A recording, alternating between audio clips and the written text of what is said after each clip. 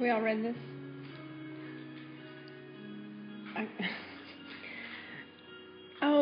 I want to thank Sri a lot for the space.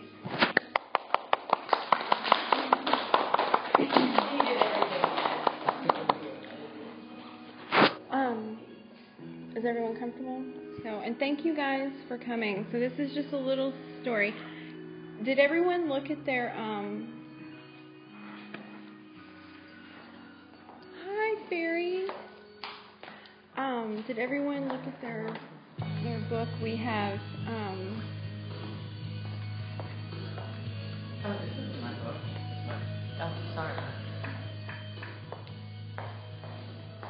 Can everybody hear me okay? I lost my book. Oh, it's no worries. Does anybody see next room? Oh, no, it's this. Where is next room? It's this one. Yeah, there's just a lot of symbolism. One of our words is allegory, and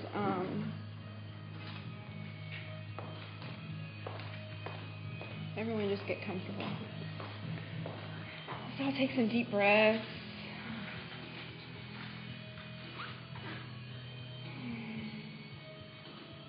So this was my process. I detached from every one thing with the universe, removed unnecessary distractions and influences. And if anyone has any questions about what something means, just totally spirit fingers. I put myself in an unfamiliar environment, removed all sense of security, and challenged myself ultimately. Spirit fingers. Oh, just Twinkle fingers. yeah. Conquered my biggest fears. If anybody wants an example of that, I drove a stick shift to Craigmont Park and followed my most fantastical dreams. What were your fantastical dreams? We will learn in this. Favorite question ever. How'd you end up here? I followed a dream. So, a journey unlocked by a secret hair twirl, a reoccurring dream, and a seance. Did anybody pay attention to the first video of the girl who was convicted of murdering her mother? Yes. Okay. Pre-Obama. So think about when that was. An in-denial Taurus is married to an eager Aquarius with a Sag bestie. That's Sagittarius. Bestie during an election season equals ripe conditions. After devastating resistance, denial, finally, action. Sag secretly pinky finger tip twirls Taurus's hair while Aquarius is distracted. Oh my gosh.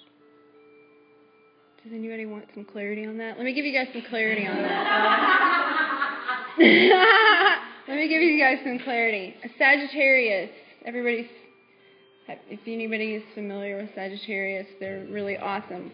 The Sagittarius and the Taurus had the same honor code. And Say that again? the Sagittarius and the Taurus have the same honor in code. This triangle or in in general?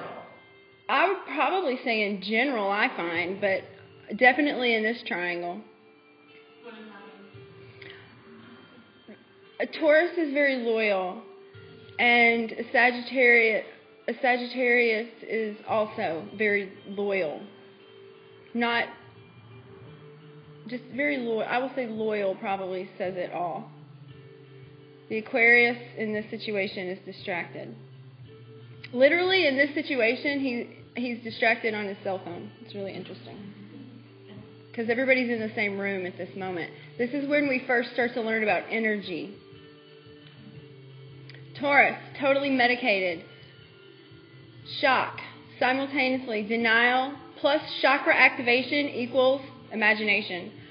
So what happened was, okay, imagine a really long sofa, and the Taurus is on one side and the Sagittarius is on another side, and the Taurus is like really tired and just leans over, and the Sagittarius sneaks a pinky twirl like this, right?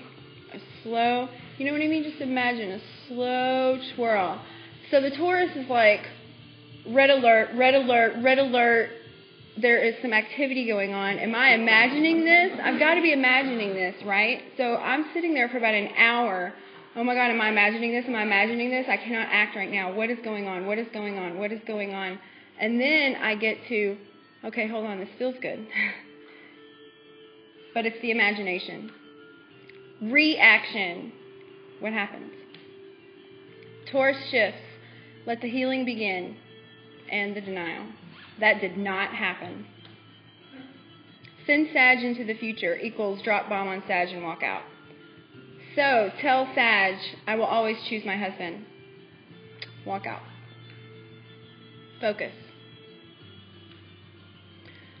So Taurus, healing, focusing on marriage, family, self, and about that much of work. Aquarius, work, school, and extramaritals.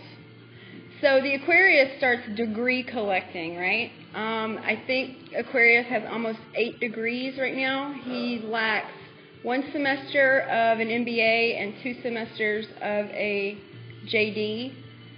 And so below that is a whole bunch of masters and bachelors and stuff. So work was chef and totally taking over the college sports world. Sag, after we drop the bomb and walk out, he decides, finally gets a girlfriend, finally, after 2 years of not dating. That's how loyal a Sag is. Girlfriend, fiance, wife, and he's also focusing on work because he runs a bowl. You know those BCS things? What are those? Is that right? BCS? Is that the right word? Notice I looked to the man, one of the men in the room. My bad. Patriarchy. Patriarchy. That's right there. My bad. My bad. I totally. Or is that more misogyny? Anyway, the seance. Wow. Let's go back. So we focus on therapy. That's the healing. The seance. After a thorough. It's going to be hard to read. After a thorough examination by Western medicine, Taurus was diagnosed empath by Elizabeth Bird, College Letters. After listening to Taurus's dreams, experiences, symptoms, Bird concluded that Jennifer Jackson was communicating with Taurus. Jennifer Jackson was the mother. Yeah. Hold on. Shocked and disappointed, because Taurus was focusing 95% of mental energy expenditures were being billed to marriage and family. Taurus wasn't focusing on work. Taurus was so busy trying to save marriage, Taurus had no idea she was in love with another guy, okay? Taurus was in love with Sag and totally in denial about it. So, Bird guided Taurus and Aquarius through the seance of Jennifer Jackson. Oh, hi, Gina. Thanks. Oh, thanks. Come on, do you want to come sit?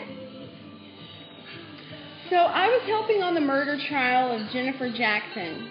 Have a chair or get comfortable. Thank you for coming. I was helping on the murder trial, and I wasn't really focusing on it. I was the person who, if you noticed the girl on trial at all, if you saw what she was wearing, that was my job.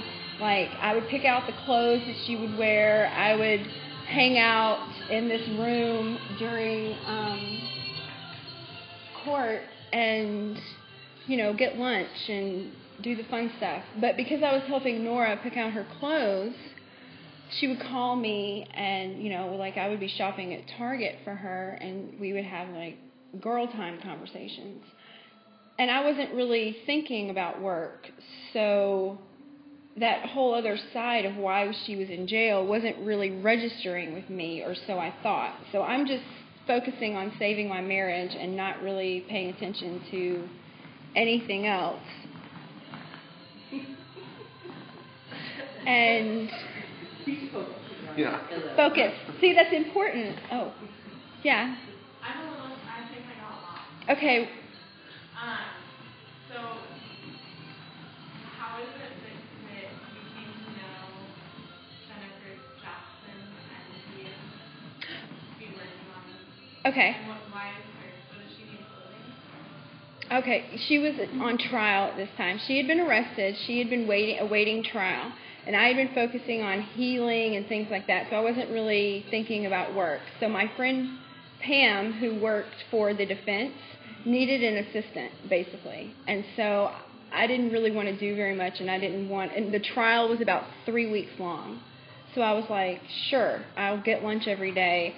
And Nora, the judge wanted one person to bring her clothes every night before trial the next day because she didn't want to wear a orange jumper to trial. So I would be the person to pick out what she would wear and bring it to her.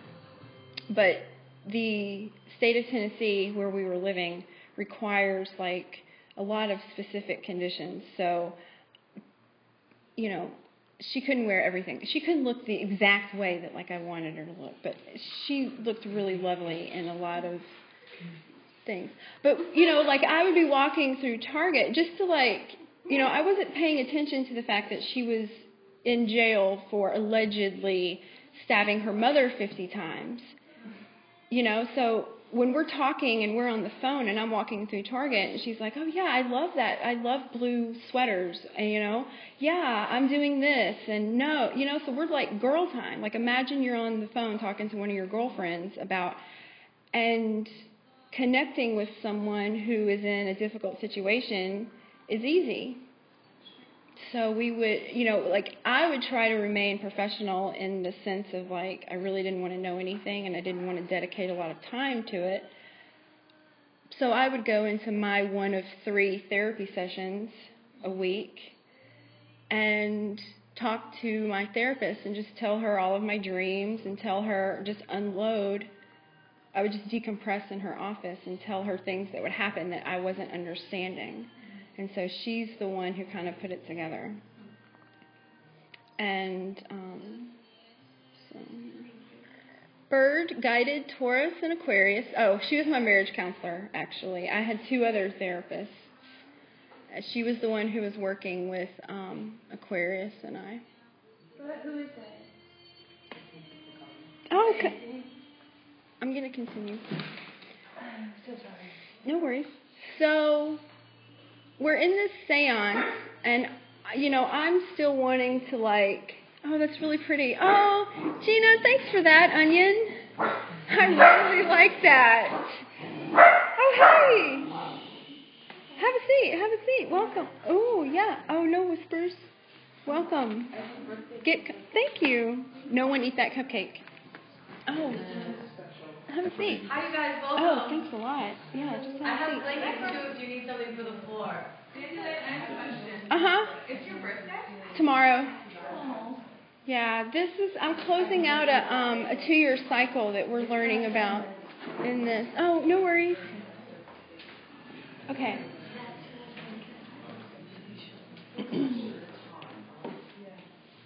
And they're just support ourselves here. Yeah, everyone get comfortable. Intermission for this.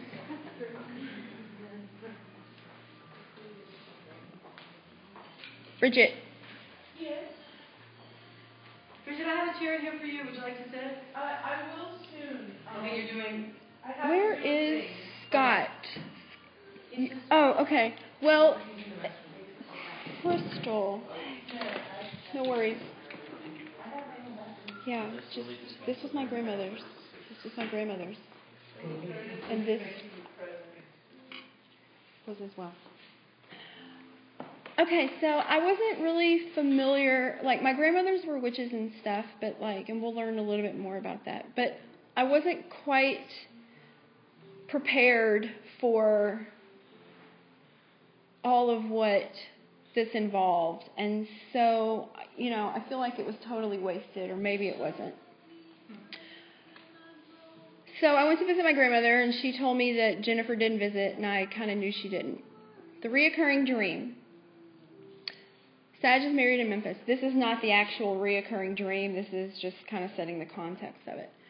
So this is where everybody is. Sag is married in Memphis. After the seance, being emotionally fragile and newly Republican-controlled Tennessee House of Republicans, top priority, guns and bars. Keep in mind, we're having an economic collapse. Okay?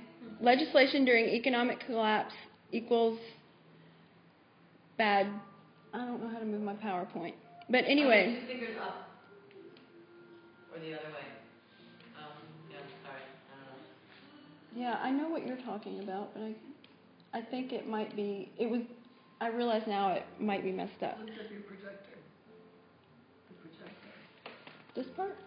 Oh, no. No. Yeah, it's on the slide. Anyway, so I'm basically like, we have to get out of Tennessee if the economic collapse is happening and everybody wants to put guns in bars. So we'll make a list of every acceptable city equals 7. Short list is 3. San Francisco Bay. Woo! Woo! Come on, y'all! You won! Woo! Portland and Denver. Woo! I don't know though. They're kind of doing something right. Okay, so we decided to tour Berkeley, and I deja vu my reoccurring dream. The stars align, and I moved to Berkeley a month later. Think about that. The deconstruction of Taurus. The dream. Okay, so basically the reoccurring dream is it feels like a familiar place in Memphis. For those who might know Memphis, it's Peabody. And I'm just kind of going through, but I can't really see very far, and it just looks like houses, but there's like a lot of trees and stuff. And so eventually I'm like coming through this like clearing where I can kind of see, and I'm in the like hills. And I can see a bay with like a whale, and I can see a city, what I think is Italy in the dream. I don't really know. And yeah, so I come to Berkeley, and I totally deja vu'd it, and I was like, okay, yeah, this is the right place. This is where I'm supposed to come. Taurus and Aquarius moves to Berkeley. Taurus begins hermetization and zodiologically socio-poli-sci deconstruct the marriage. So a hermetization lasted about 7 months, and I built an office inside my closet, and I created this really cute little camp dandelion, and I basically deconstructed the marriage and totally, I just went through a process and dedicated what's been 2 years to this. Discovery. So Aquarius and I have a sequence of confessions and a sequence of healing. And he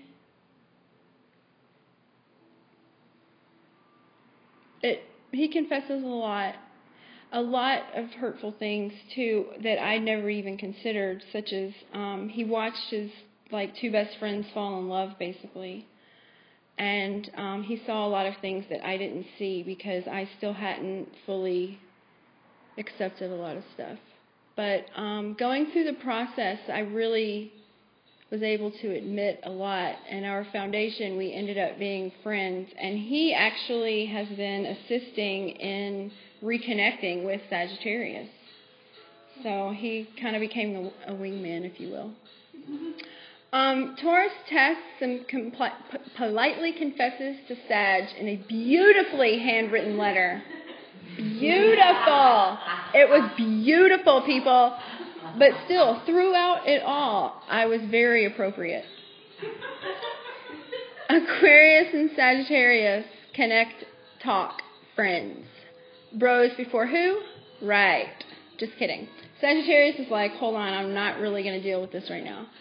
Taurus forces Sagittarius to reject. Taurus sends Aquarius to LA. So Aquarius is now living in Los Angeles, following his own dream. Live your own dream.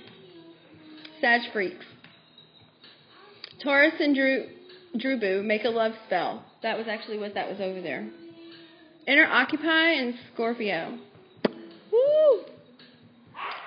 Oh! Flip world upside down. Occupy predictable, but still a socio-poli-sci dream sequence. Okay, so like for a minute, I was really thinking I was living, just like my wildest dreams come true, Scorpio, lesson learned. Be super, super specific times 300. Taurus, magicalness totally intensifies. Dreams, think, experiences, totally Jupiter. Still, Mui resistant to Scorpio equal potential for ultimate destruction and or creation. Times, zodiological and electrochakra connections equal earthquakes. I'm an earth sign, so it takes a long time for an earth sign to move, but when they move, earthquakes happen. No joke. It's no joke, people. Heart chakra shock equals olive tree. Okay, so I hugged somebody, and we have another hair twirl experience. And my heart chakra was shocked. And no, I wasn't hungry. But level differentials, honor codes are different, and word count. I hate that shirt. That's literally what I got. That was the most information I got out of somebody. I hate that shirt. That told me the most I ever learned right there, because I was wearing a shirt that Aquarius had given me. Freaking children. Taurus and Scorpio continue to play with fire and test connections until both were exhausted, scorched, and totally freaked. Okay, so when you meet somebody who super activates your chakras and stuff and you play with energy, sometimes you really send yourself into emo spirals. Taurus had major indicators of future warnings of Scorpio because we learn how to read. Potential never diminished, but level differentials remained an issue. What's the level differential? We had an age difference, and we had major life experience differences, and we had different levels of energy ability. And when someone is threatened by someone else's abilities, and they react negatively and passive-aggressively, then that's a level differential.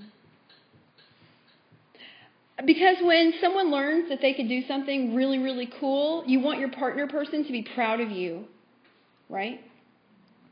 Does that give enough information? But I can admit how it's not... I can admit, okay, it's not cool to take somebody's orgasm when they're not ready to give it, right? But having the ability to take somebody's orgasm through sending your energy through your body is pretty cool. Especially if you've never been able to do it before. But imagine, you will come now. And that happened. You know, I mean, that's fucking cool. Hawaii healing. Okay, so if anybody's seen Eat, Pray, Love. Wait, I just have to make, because I'm an obedience school, and so this come on command is a really big thing, but it's hysterical, come on command. Oh, I didn't mean come. Yeah, no, I meant, okay. Yeah, I wasn't commanding that way. Okay. So, poor version, Eat, Pray, Love. Hawaii healing. Taurus feels sad so strong. Okay, get this. I'm in Hawaii, right? No contact in a year, almost. I am like, hold on one second. This guy is about to come through my door. I shaved my legs.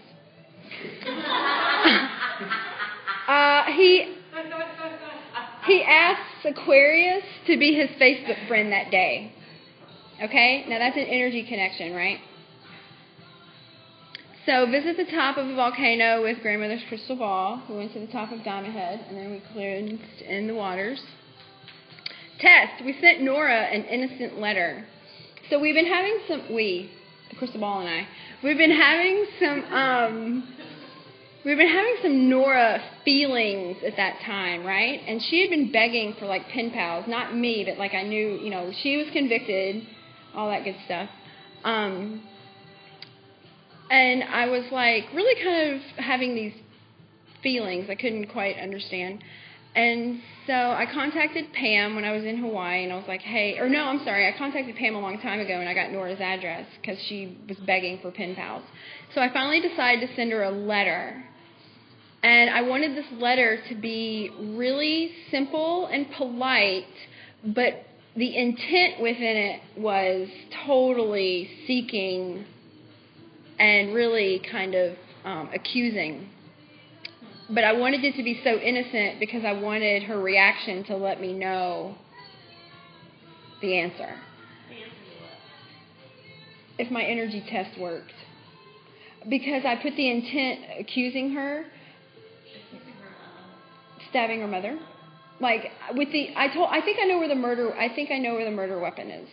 And that's what I was basically trying to tell her in the letter. But I wrote, "Dear Nora, hi, you may not remember me. I helped pick out your clothes. I was just wondering if I could write you letters and be your pen pal. No biggie. I since, left my husband and moved to California." I didn't write "I hope all's well" because I wasn't that cruel. But I ended it kindly. You know what I mean? But I basically just wanted to be like, "Hey, what's up? If you remember me and you want a pen pal, I'm your pen pal." But the intent while I'm writing it was subliminally like, I think I know where the murder weapon is. I think it's in XYZ, which is actually revealed here somewhere.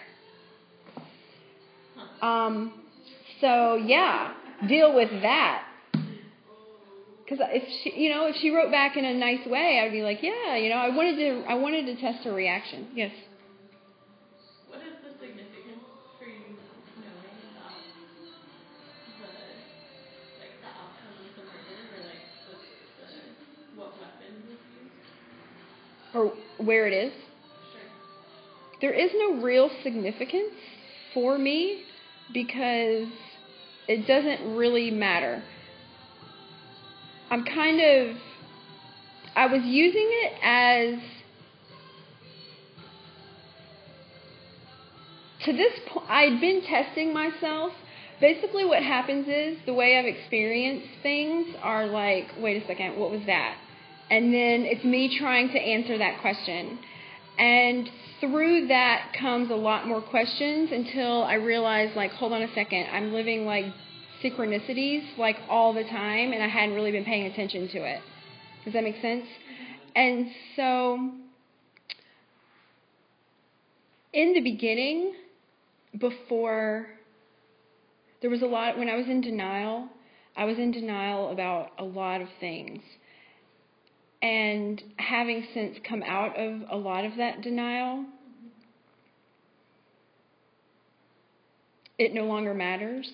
But when I say things like I went on a test sequence or I went on test confirmations, things like that, that's basically like I went through 2 years of step by step of like processing and experiencing things and testing myself to find out if I'm right. Because ultimately trying to prove I wasn't crazy was my number one goal. Yeah. So that's actually how it kind of started. My feeling, yes. My feeling is yes.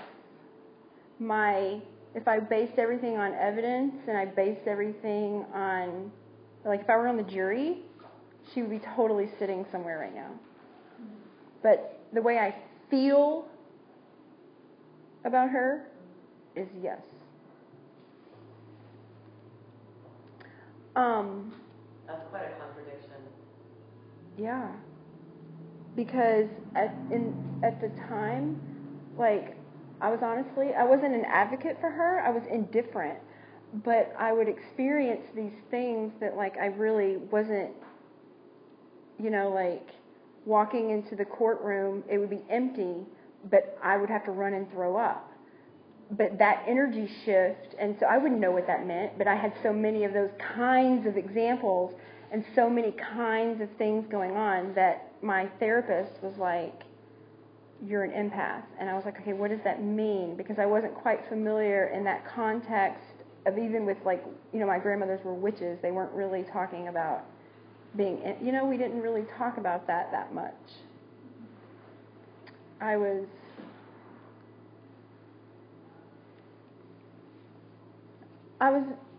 Honestly, that was the other thing. My tarot cards were totally telling me where I was in my marriage, and I was admittedly denying them.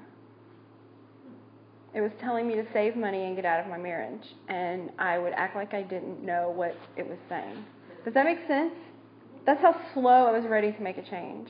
Like, I could not, I'm so slow. Nora freaks the flip out. I actually wrote a copy of the letter just so I could have it for my records, and I think it's hidden somewhere in here because I've hidden it from myself. I can't find it. But it is here. It's made the move. Alternately, Scorpio is on, I'm in Hawaii, Scorpio's on a Griswold European vacation. Sag connects with Aquarius, Oakland revisited. I come back from Hawaii. I go to Hawaii to let go of Sagittarius, and I kind of move towards Scorpio, but Scorpio retreats till Saturn. And that actually means we slowly declined until like November. Solstice. Taurus accepts Olive. Who is Olive? But refuses to compromise on foundation. Olive is my spirit daughter. Scorpio moves on. Presently. Did that make sense though, my spirit daughter? If you guys get signs, your own symbolism, things like that, you know, it means what you want it to mean, but if you look at your own signs enough, you kind of figure out what you're trying to tell yourself. That's kind of how I look at it, you know. What am I trying to tell myself I want? What do I not want to admit? Presently. So I go on a confirmation sequence. This whole art performance is not, label.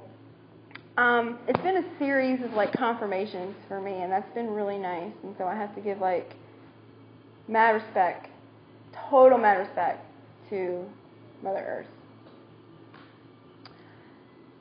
So, Sag invites Aquarius to dinner in Los Angeles, confesses to applying for jobs in Berkeley. Why the frick would Sagittarius apply for jobs in Berkeley? Aquarius tells Sagittarius how wonderful Berkeley is. Sagittarius is too slow, and now the story has become predictable, and I am like getting bored with it. So I'm releasing all these connections tonight. All these connections tonight.